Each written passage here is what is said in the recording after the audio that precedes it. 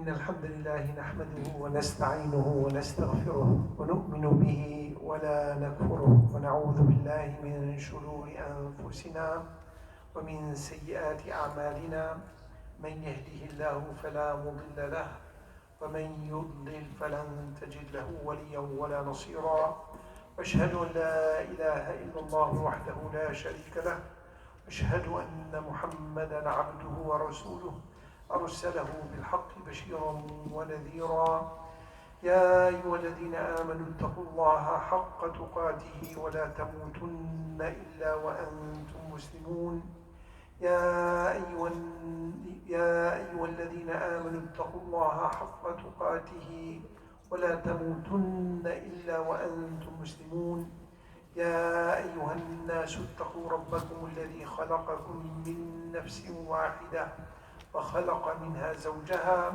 وبث منهما رجالا كثيرا ونساء واتقوا الله الذي تساءلون به والأرحام إن الله كان عليكم رقيبا.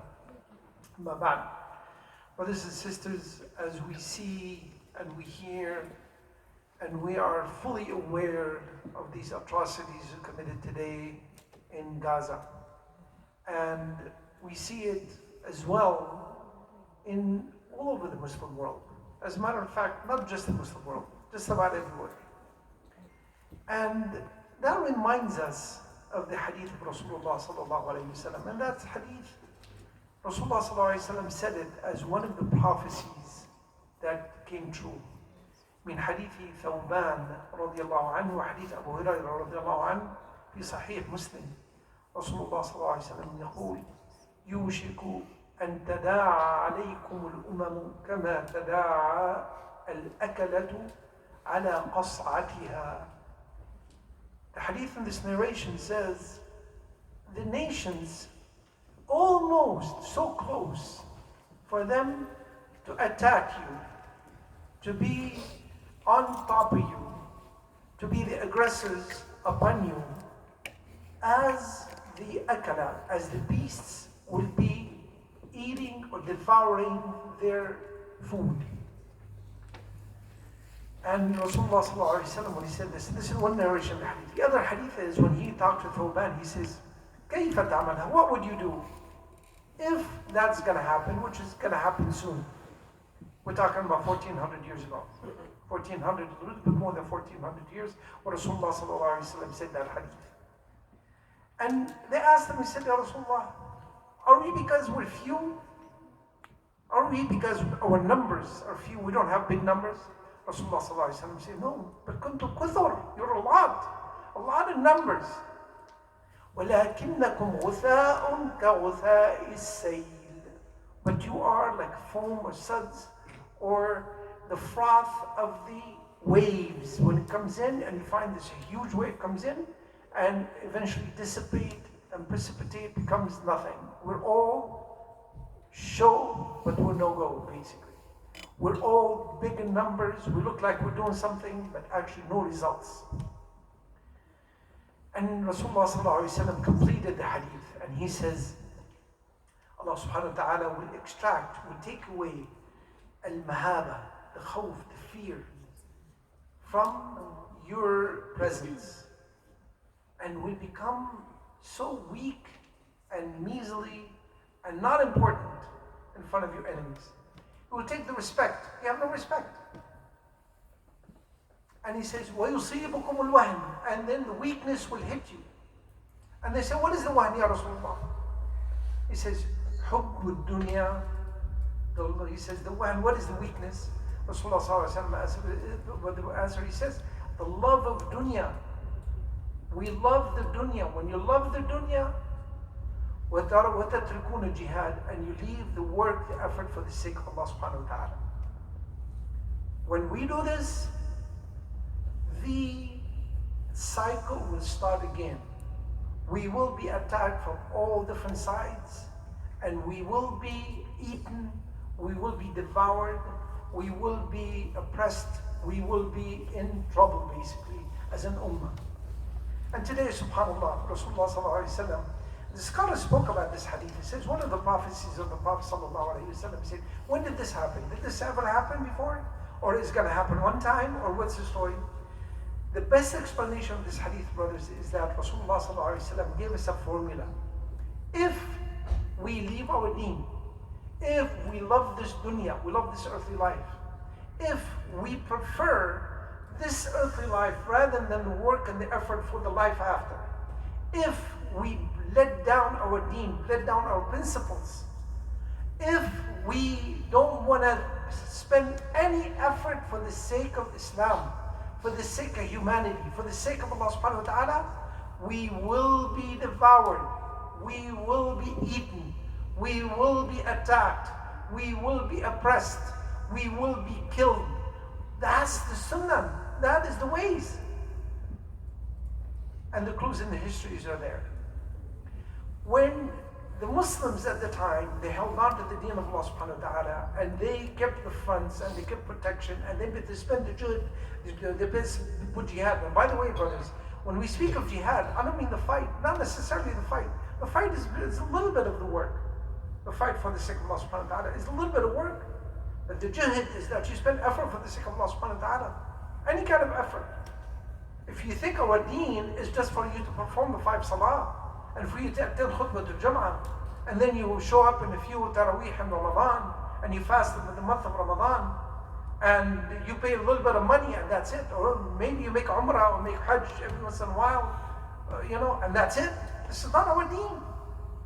Our deen is about effort, it's about work, it's about jihad, it's about an effort we put for the sake of Allah subhanahu wa ta'ala. This deen of Allah subhanahu wa ta'ala, it takes people, it takes persons, it takes Muslims, it takes believers for them to stand up, to hold it, to perform it, to protect it, to expand it, and to be on the side of Allah subhanahu wa ta'ala. And subhanAllah, when the Muslim Ummah at the time, we left our deen, and we submerged our lives into the earthly life, and we took these big castles, and we took even our masajid, we made it larger, more beautiful, and we indulged in this earthly life. Allah subhanahu wa ta'ala sent so many enemies of Islam over the years. One of the bigger examples is the Mongols. Look what the Mongols did. The Mongols attacked the Muslim Ummah. They came in and they toppled it country by country, Imara by Imara, people by people, Ummah by Ummah, one, until they arrived in Baghdad. Baghdad, they surrounded Baghdad. And I'm not just talking about it. You should look into this, brothers. We should know our history. You should see the khiyana. You should see the betrayal. You should see the let down of the Muslims. You should see how Ibn Alqimah, he was the wazir at the time. He actually, the Muslims at the time, we had an army of 100,000 horsemen. He let go 10,000 of them. He said, we don't need them. And then another 40,000, another 10,000. They said, you know what, we don't need so many people, we're paying them for it. What for?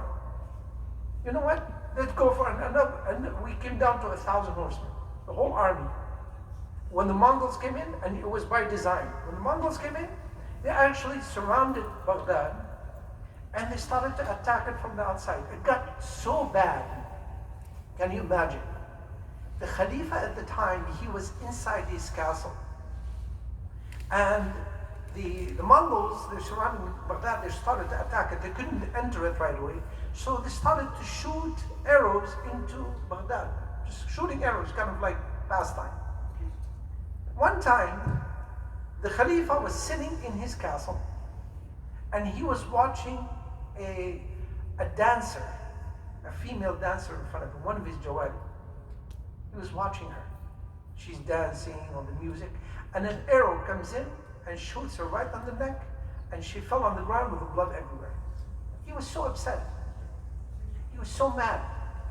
He ordered the walls of the castle to be raised up more for the arrows not to come in. That was his solution. This kind of ummah, this kind of behavior will constitute the attack of the Mongols. And sure enough, the Mongols marched in Baghdad and killed so many people, talking about the millions. And they caused so much destruction and so much fasad. This happened. Eventually, Allah subhanahu wa ta'ala raised the ummah again one more time from there. So it's like a phoenix came out from nowhere, and the Muslims eventually realized that we need to get back into, our work. We need to go back to our deen. We need to step up the work. We need to go back to the Quran. We need to go back into the ilm, the knowledge. And Allah subhanahu wa ta'ala gave them victory and expelled the Mongols. As a matter of fact, not only expelled them, but subhanAllah, they became Muslims. The one that oppressed, influenced with that great deen, influenced the oppressors, influenced the attackers, influenced them and made them Muslims. This is one time, this is a great one. What about another one? Look at the Crusaders. The Crusaders, look what they've done. Why? Is it because the Crusaders are so strong? They don't even have the strength. They do not even have the organization. The truth is because of the weakness of the Muslims, because of the division of the Muslims. This is exactly what happened. What happened is that they collected an army coming in, and this happened so many times, several armies, and they marched into the Muslim countries, eventually under a cause. What is their cause? To expel the infidels. The word infidels came in from that time. Who are the infidels? The Muslims. To expel us from Baytul Maqdis. And you know how long the Crusaders were in Baytul Maqdis? The Crusaders were there for 200 years. If the occupation today, they've been there for 70 or 80 years. Well, you know what? We had it worse. We had worse than that back at the time. But at the time, you know how divided we were? As an example. Today, you see where Syria is. We see where Lebanon is. We see where Jordan is. We see where Palestine is. We see these lines that are drawn up in the sand. And Iraq and Turkey and on and on. Then, it was one country is called Damascus. Another country is called Aleppo. Another country, whole country, is called Homs. You can imagine even more divided as we are today. So today, if you think we're in bad shape today, it was worse. But look at the Muslim Ummah, how again rose again one more time. They defended the haqq, defended the deen of Allah subhanahu wa ta'ala. Allah subhanahu wa ta'ala gave us this inner power for us to rise up again. And the solution is, brothers, is to focus on ourselves. The focus was not on the enemies first. The focus on ourselves. Again, brothers, again and again and again. Study your history.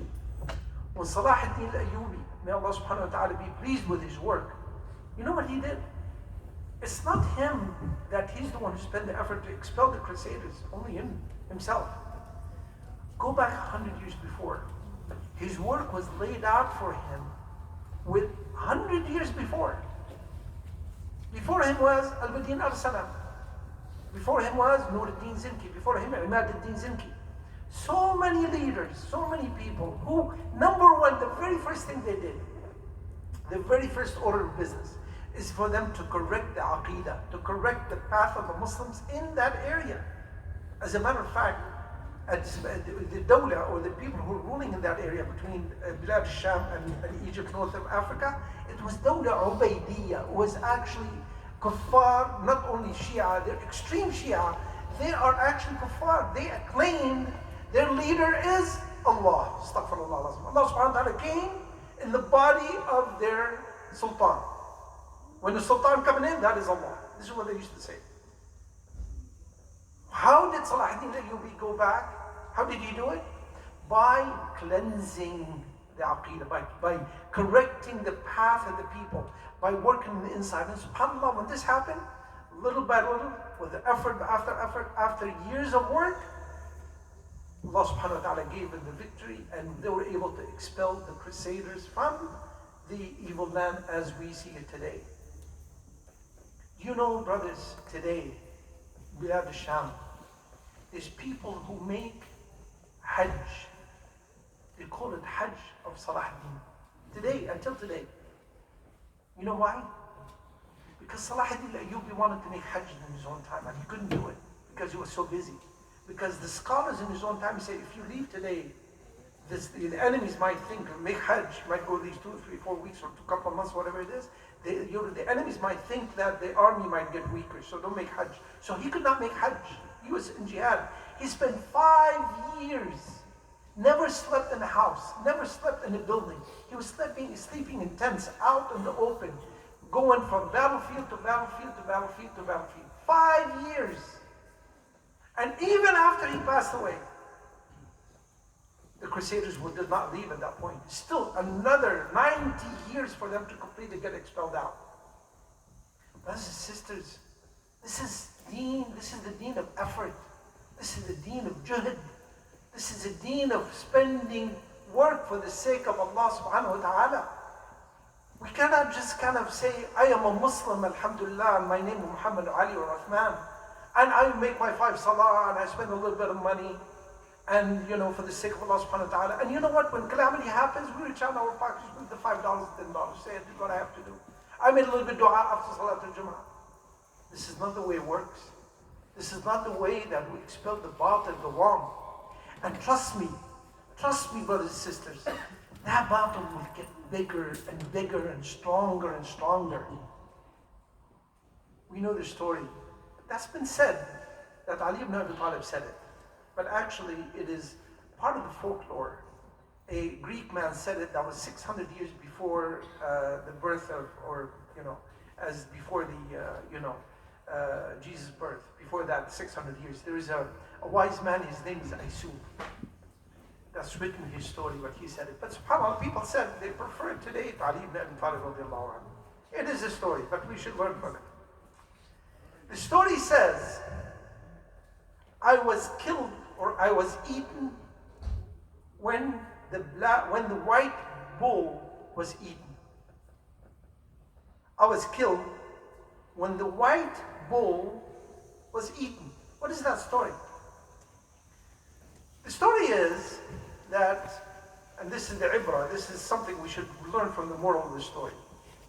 Once there was a lion in the jungle, and there are 3 bulls. White one, and a black one, and a red one. And these 3 bulls are containing this lion. This lion could not move, could not do anything. Every time he attacks one of them, the other 2 are coming from the backside or from the front or whatever he decides. The lion could not do anything. So the lion got smart. He walked into the black bull and the red bull. He said, you know what? We need to get rid of that white bull. You know why? Because he's sticking out. He's white, and any enemies come in, they see him sticking out too much. And we are, buddies here, the black one and the red one. We're buddies. Let me eat him. And we'll be in happiness. We'll be in a cool place. So they said, okay, go ahead. You know why? Let's look the other side. Let's not pay attention. None of my business. It's happening on the other side of the jungle. Kind of like the other side of the world. Not important. Not me. Well, alhamdulillah, my family and my kids are fine. Alhamdulillah, I have a job, I'm making some money. I have a nice Tesla, or I have a nice Lexus, or I have a nice, Toyota I'm driving. Alhamdulillah, everything's good. Go ahead. So the lion jumps in, he eats the white bull. Then he goes to the black bull. He tells him, you know what? You and I are the same color. We and I are the same. Let's get rid of this red bull, and the whole jungle will become between you and I. So the black bull said the same thing. He says, you know what? Okay. None of my business. What's the big deal? I'm doing my thing. I'm eating in the morning. I'm eating in the afternoon. I'm going to the bathroom in between. I got a nice cow, a couple of cows for me to make family with. What's the problem? What's the problem? And sure enough, the lion jumps over the red bull and he eats it. And then everything was nice and clear and open for the black bull. He came after him to attack him. The black bull, he says, can I do one thing before you eat me? He says, what? He says, I just would like to scream something. He says, what? He says, I was eaten. I was killed when the white bull was killed. I was killed. I was annihilated when the white bull was killed. It's not now. The attack happened way early on, brothers. When they divide the people. When through media they make you think or they make you feel that you are wrong. When they make you say that it's okay for the oppressors, the attackers, the occupiers, they have the right to defend themselves. And the one who are being oppressed, being attacked, being occupied, they have no right to become terrorists. And if you say something, you become the terrorist. You become a terrorist sympathizer. If you step up, you become the one in trouble. If we say kalimatul haq, the right word, you become on the wrong. And what do we say? We act like what? We act like the Red Bull and the Black Bull. We act like it. Say, you know what? Go ahead. I have my money and I got my property and I got my car and I got my family. Why do I want to bother? You know what? Let me give a few dollars here to donate. Let me do something here just to make, at least, wallahi, we're not doing it. We don't do this for them anymore. We don't do this for Islam anymore. We do it for our own conscience. We say, you know what? I feel guilty. Let me pay $50 for me not to feel guilty anymore. I did what I can. What else can I do? That's it. When we act like this, brothers, a time will come, there will be no word of haqq, no word of truthfulness, rightfulness, correct, anything right going on the face of this earth, because this wave of attacks is going to keep going and going and keep going and keep going. Look in front of you today. Even our basic moral values in the West completely got corrupted. Now we're given the rights for the oppressors. We become anybody who speaks against it, and this is the land of the free. You're no longer free anymore. You cannot say anything anymore. And if you say something, you become a sympathizer. Wallahi, there's Jewish people who are speaking against the oppression way more than Muslim people.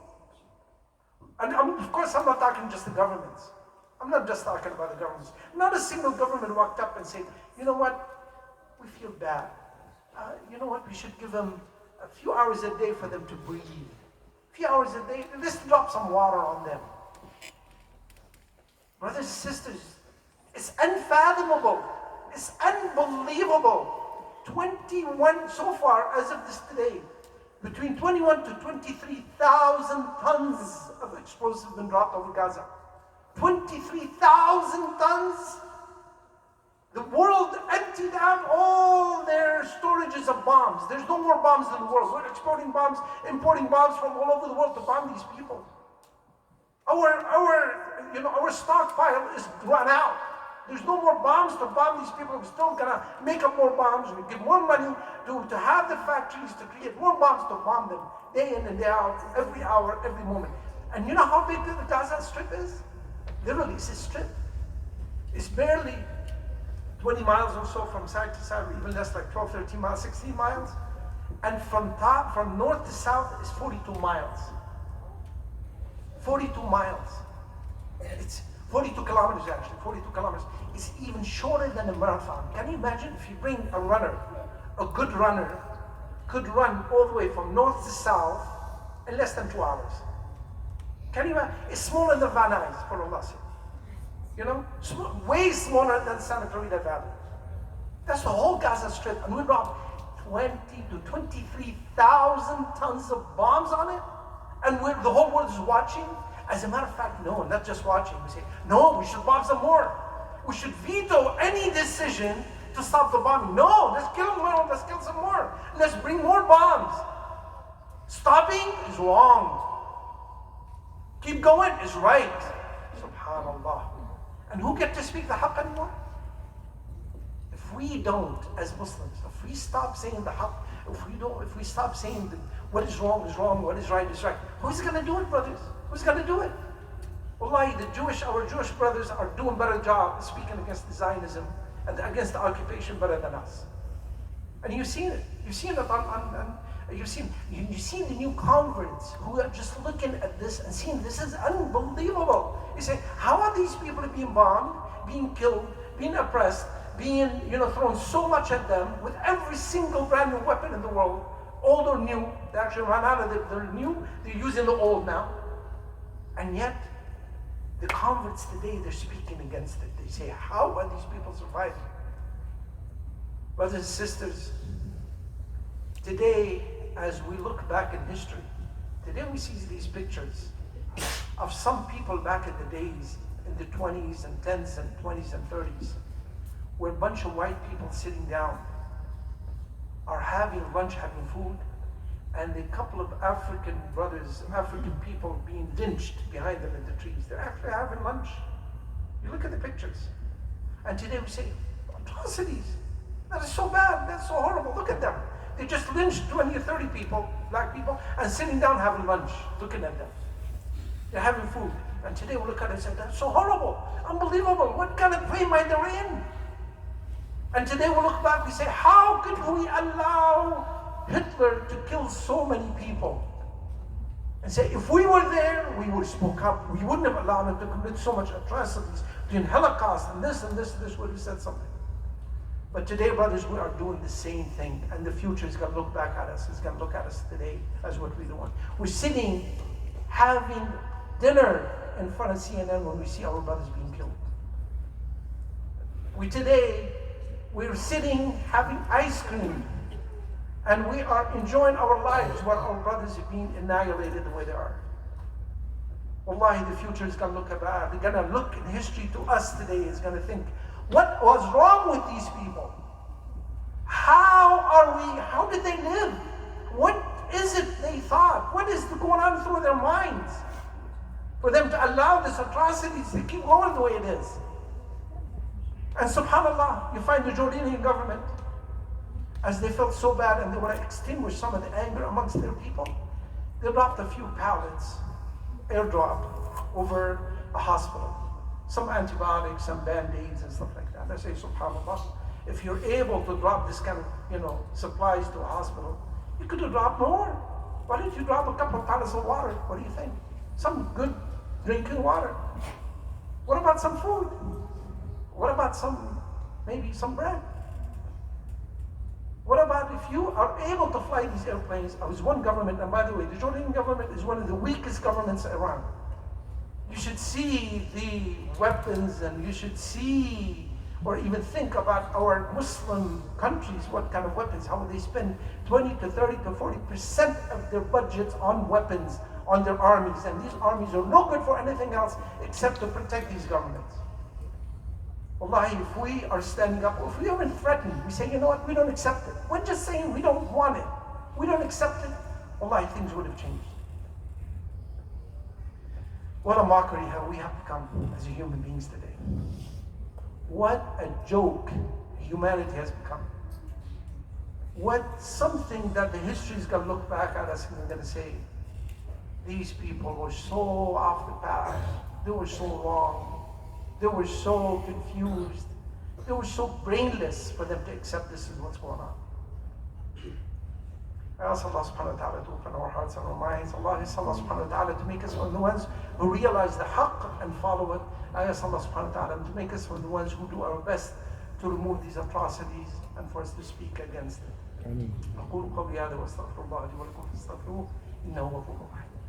استغفر الله.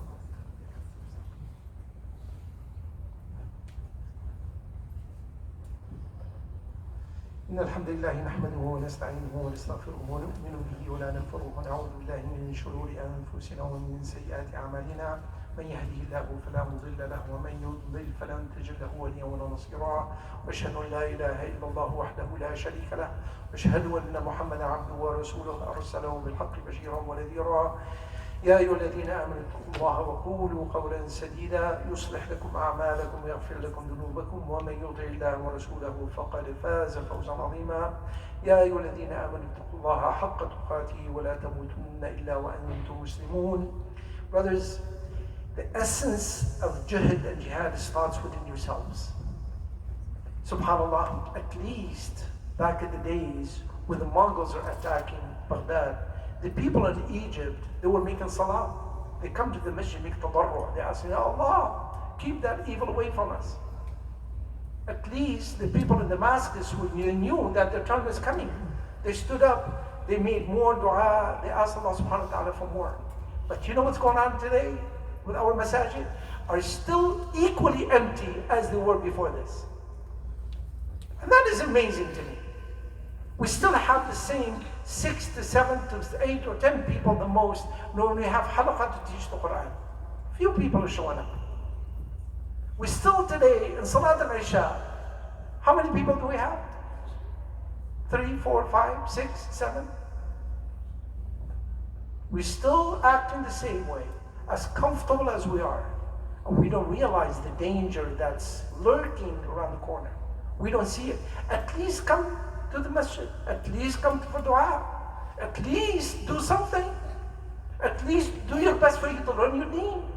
At least try to learn a little bit of tajweed. At least you have to know what is Qul Huwa Allahu Ahad means. We're not. We're not, brothers and sisters. I know, may Allah subhanahu wa ta'ala forgive me, I'm speaking to you as your brother, and the day of judgment, Allah subhanahu wa ta'ala is going to have us all sitting down.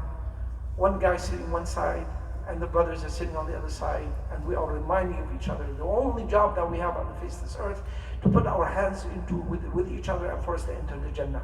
And we're not going to enter the Jannah like this, brothers. This is not the way. This is not the way as Rasulullah sallallahu alaihi wasallam described it. This is not the way he prescribed it. We need to put our efforts together. We need to put our hands together. We need to think. We need to put our brains together. We need to put our effort together. We need to make juhd for the sake of Allah subhanahu wa ta'ala together. And we need to put our differences aside. This is not the time. Wallahi, I'm telling you, brothers, it's only a matter of time because this bull is going to get eaten. And I'm going to tell you, don't say that we were annihilated, we were killed, and we were this. This happened way then. This happened there then. Our brothers today, they're on the front lines, and once they're gone, it will be the Dafa, the other side will happen. And then when the other side will happen, and also will be the people of Egypt, and then will be people of Jordan, and then will be more and more and more, no stopping to it. It's only the beginning of great things, grave things going to happen. Let's put our efforts together for the sake of Allah subhanahu wa ta'ala. Let's realize the danger that is lurking for the haqq, for the right, for the truth, that is lurking outside of us. Let's put our efforts together for the sake of Allah subhanahu wa ta'ala. May Allah subhanahu wa ta'ala open our hearts and our minds. May Allah subhanahu wa ta'ala make us from the ones who do the work for the sake of Allah subhanahu wa ta'ala. May Allah subhanahu wa ta'ala return us back to the deen of Allah subhanahu wa ta'ala properly and make us do the effort the best way we can. May Allah subhanahu wa ta'ala give us success here on the face of this earth. May Allah subhanahu wa ta'ala save our brothers and sisters in Gaza. May Allah subhanahu wa ta'ala save them all over the world. May Allah subhanahu wa ta'ala save our brothers, the Rohingyas and Kashmir, and our brothers in Gulistan. May Allah subhanahu wa ta'ala save all brothers all over the world, no matter where they are. Allah subhanahu wa ta'ala give them fixate them, and give them the sabr, give them the patience. May Allah subhanahu wa ta'ala give them the iman. May Allah subhanahu wa ta'ala give them the best on this earth and give them Jannat al-Firdaus in the life after. أقول قولي هذا وأنا داعٍ فقولوا آمين. اللهم اغفر للمسلمين والمسلمات الأحياء منهم والأموات. اللهم آتنا في الدنيا حسنة وفي الآخرة حسنة وقنا عذاب النار وقنا عذاب القبر وقنا عذاب الحشر وقنا عذاب الميزان. ربنا لا تزغ قلوبنا بعد إذ هديتنا وهب لنا من لدنك رحمة إنك أنت الوهاب. اللهم ربنا هب لنا من أزواجنا وذرياتنا قرة عين واجعلنا للمتقين إماما. اللهم ربنا انصر الإسلام والمسلمين. اللهم ربنا انصر الإسلام وأعز المسلمين. اللهم يا ربنا كن مع إخواننا في غزة وفي فلسطين. اللهم يا ربنا انصرهم نصرا مؤزرا من عندك وأنت الناصر وأنت العزيز وأنت الكريم. اللهم يا ربنا ثبت أقدامهم. اللهم ربنا سدد رميهم. اللهم ربنا تقبل شهداءهم. اللهم يا ربنا اشفي مرضاهم. اللهم ربنا كن معهم ولا تكن عليهم يا عزيز يا كريم يا رحمن يا رحيم. يا الله يا رحمن يا رحيم ارحمنا برحمتك التي وسعت كل شيء يا عزيز يا كريم. اللهم يا ربنا اشفنا واشف مرضانا ومرضى المسلمين اجمعين شفاء تاما لا يغادر سقما. اللهم ربنا ارحمنا وارحم موتانا وموتى المسلمين اجمعين وادخلنا يا ربنا واياهم جنات النعيم واجعلنا يا ربنا فيها بصحبة النبيين والصالحين. اللهم يا ربنا ردنا ورد المسلمين اجمعين الى ديننا ردا جميلا. اللهم ربنا وحد صفوفنا وإلا بين قلوبنا واجعلنا يا ربنا من عبادك الصالحين المصلحين. اللهم يا ربنا اهزم الظالمين. اللهم يا ربنا اخرجنا من بينهم غانمين سالمين يا رب العالمين. سبحانك اللهم لا إله إلا أنت وحدك لا شريك لك. سبحانك رب العزة عما يصفون وسلام على المرسلين والحمد لله رب العالمين والصلاة والسلام على سيدنا محمد سيد الخلق أجمعين. أقم الصلاة. الله أكبر الله أكبر الله إله إلا الله